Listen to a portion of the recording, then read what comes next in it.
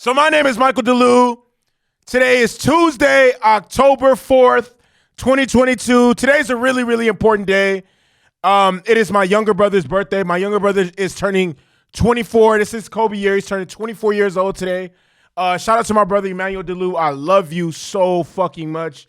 Y'all, this guy is the smartest, craziest weirdo I've ever met in my life. He's just, man. Hey, shout out to my brother. I know you're not going to see this because you don't have an Instagram. You might, hopefully he sees this on YouTube, but it is what it is. With that being said, I'm really, really, really, really excited to get into today's politics of today's podcast. It's episode 103 of Pull Up the Tape. I don't know if I already said that, but if I didn't, I'm going to say that shit again. It's episode 103 of Pull Up the Tape, and I'm ready to politic. Politic. Let's get it. All right. With that being said, Week 4 of the NFL season just concluded, so we've officially had a full month of professional football. And Week 4 concluded with a Monday night game featuring an NFC West showdown. The San Francisco 49ers taking on the Los Angeles Rams. And it's once again, and it seems like this seems to be the case every single time these two teams match up against each other. I don't know what it is or why it is, but the 49ers have the Rams fucking the 49ers, every time they're matched up against the Rams, they're like, look, we about to come into this bitch. We gonna sock these niggas in the mouth. We gonna take their lunch money, take their, like, it. Every time the 49ers play the Rams, it looks like, bro, in elementary school, that one bully that would just bully the little kids and take their ball and just like walk off and play with their shit, nigga. Like that's what it seems like to its core. And yesterday was no different. The Niners won 24-9. They won again. And I'm just saying, as I'm watching the game, I'm just like, man, are the Rams not tired of getting like beat up on by the Niners? Like, is that not a thing? Like, what's going on? Because I'm not exactly, and I'm gonna give credit to where credit is due, because I know for a fact a lot of people are not gonna talk about this. I know for a fact a lot of people are not gonna talk about this, but y'all know me. I always love to give credit to where credit is due. We need to give a massive, when I say massive, a massive shout out to the 49ers offensive line. Look, listen to this. And this is why I don't buy people, oh, this team is banged up. No. This is why we have preseason games and this is why the people in the NFL get paid what they get paid. Backups in the NFL matter because football is such a violent and brutal sport. Trent Williams, the 49ers all-pro offensive tackle, did not play. His backup got hurt. So the Niners were down to their third string left tackle at that, not right tackle. Left tackle, and for those of you guys who really know football, damn near the most important position on the line is the left tackle, because the left tackle protects the quarterback's blind spot. All right, the 49ers were playing 3 rookies to yesterday's game. They played 3 rookies in yesterday's game on the offensive line, and somehow, some way, managed to keep Jimmy G protected all night. No sacks. They were able to run the ball. They were able to give him enough time to make plays and make him look like a decent quarterback, okay? Because that's what he is, right? Against Aaron Donald, damn near was neutralized yesterday's game. I'm not going to say he was a non-factor, but he didn't make any, like, standout plays to where I'm like, oh, he's making his presence felt. No. Somehow, some way, the Rams neutralized him and were able to, I don't know. Somehow, some way, the Rams did it. The 49ers did it. And obviously, they're going to get a lot of credit, but the 49ers defense was fucking incredible. The 49ers defense was incredible all night long. Like, fucking incredible. They had 7 sacks and a pick six. The pick six is what sealed the game. Pick six sealed the game. They had 7 sacks. They harassed Matthew Stafford all fucking night. Yeah, Cooper Kupp did his thing. He had like 14 catches, the $122, whatever the case may be, but it didn't really amount to anything because the Rams scored 9 points all game long. Not even scored 9 points. The Rams offense didn't even get into the end zone. And as I said, the defense was incredible. They shut out the Rams every single time they got into the red zone. Every single time they got into the red zone, they shut out the Rams. They said, look, and at a certain point in the game, it seemed like the 49ers was just like, have y'all seen that shit on Lord Squad where Earl Sweatshirt walked in was like, it smelled like bitch in here. It smelled like bitch in here. That's literally what the Rams are, like, not the Rams. That's literally that has to be what the 49ers are thinking every time they play the Rams. It smelled like bitch in here. It smelled like bitch. That might be one of my favorite Loiter Squad skits ever. This nigga Earl Sweatshirt walked in and said, it smelled like bitch in here. Or I could throw it back to the J-Unit days. I smell pussy. Is that you, Jalen? I smell pussy. Is that you, Cooper? I smell pussy. Is that McVay? I smell pussy. Is that the Rams? I smell pussy. Like, bro, the 49ers are beating up on the Rams every single time they match up. This shit is sad at this point. This shit is sad. It's really bad. Like, I don't know what it is. I'm not a fan of either team. I just call it like I see it. I'm not a fan of either team, so I just call it like I see it. This is what I see. It smells like bitch in here. And then last but not least, man, Deebo Samuels. He's a guy. He's him. Mr. Hemi Neutron. Himothy. Him. Hey, Deebo. Yeah, right. Yeah, hey. Deebo made the Rams' entire defense look crazy as shit last night. Crazy as shit, boy. Especially Jalen Ramsey. Hey, yeah, right. And overall, a great win by the Niners. You know, it's give or take with the Niners because 1 week they'll look like an amazing team, like one of the best teams in the NFC, and then another week they'll just look like, God damn, they got to figure it out. But what we know for a fact out of the Niners, and this is I could put this ain't even a hot take, so it's not even, oh my God, Mike, I can't believe man, the Niners have one of the best defenses in the NFL. Wouldn't surprise me if they finish off with the best defense in the NFL. Their ceiling, if everyone stays healthy, they're a top defense, like the best defense in the NFL. The best defense in the NFL. They have playmakers at every level of the defense. Every single level of the defense, they have playmakers. They have people that can disruptive. All right. Great win by the 49ers, honestly. You know, there are days where Kyle Shanahan's going to look like an incredible coach.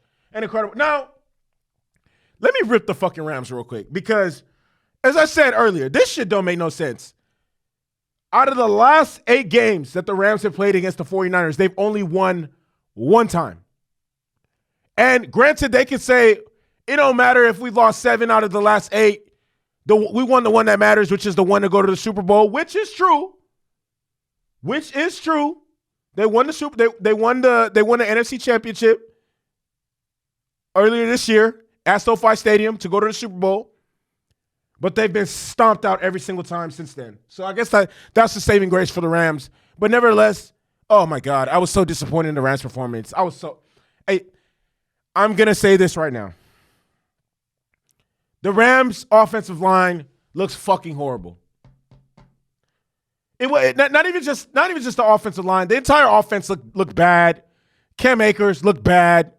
Darrell Henderson, average, mid at best. The entire offense, just everyone outside of Cooper Kupp looked fucking terrible. Everyone outside, every single person not named Cooper Kupp on the Rams offense looked fucking terrible. Every single person not named Cooper Kupp looked fucking terrible. I got to say it again. Every single person not named Cooper Kupp looked fucking terrible. Offensive line, trash as fuck. I think it would be a compliment to call them mid at this point. A compliment to call them mid. They're beneath mid. Beneath mid. It would be a compliment for me to call them mid. They're beneath mid at this point. Beneath mid. And, simply put, the Rams have lost so many offensive linemen that they don't even resemble the team that they were last season. It's not even close. Like, they don't resemble the team that they were last season at all. Like, not even remotely close whatsoever. And not sure if there's anything they can do about it, but Les Snead and Sean McVay need to get there. I don't know what they're gonna do, because they're not getting to the playoffs with their offensive line playing like that. They're not getting to. I refuse to believe that's not even. It's not even a possibility. You're not going to give up 7 sacks. Your offensive line can't play like that and think that you have a chance to stay competitive in football games. 7 fucking sacks. That's a lot of fucking sacks. And obviously the 7 sacks is what's leading to Matthew Stafford. But I'm not even going to lie. Even last year with the decent offensive line, Matthew Stafford still led the league. Matthew Stafford last year was tied for interceptions. Matthew Stafford, listen to this. Matthew Stafford was drafted in 2009. Matthew Stafford was drafted in 2009. Last season was his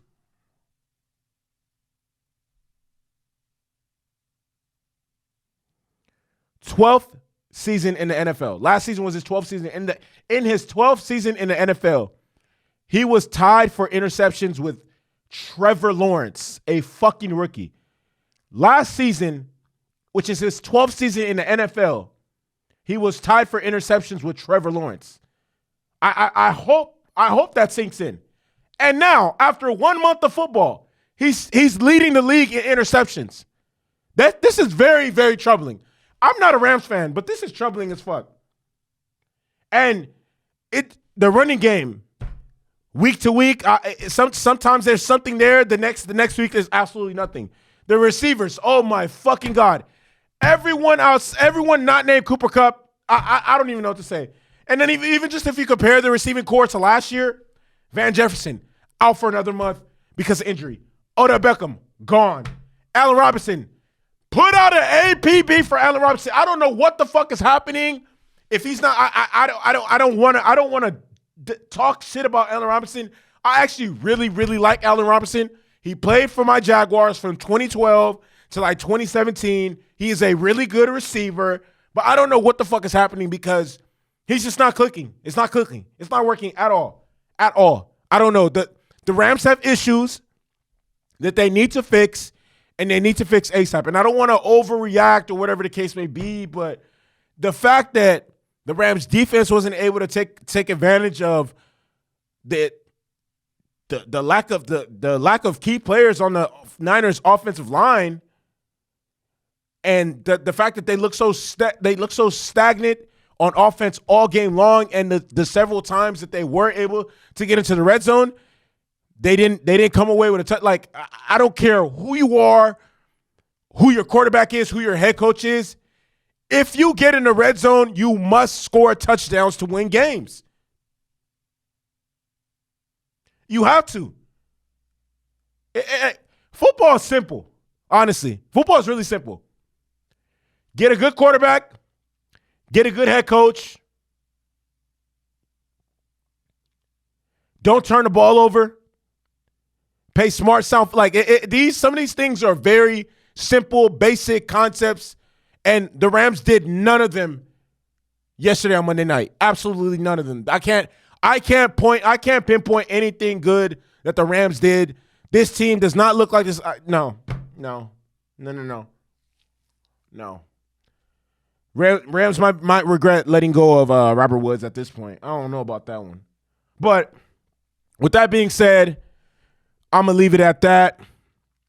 One thing I want to talk about before I wrap it up today, it's on Tuesdays.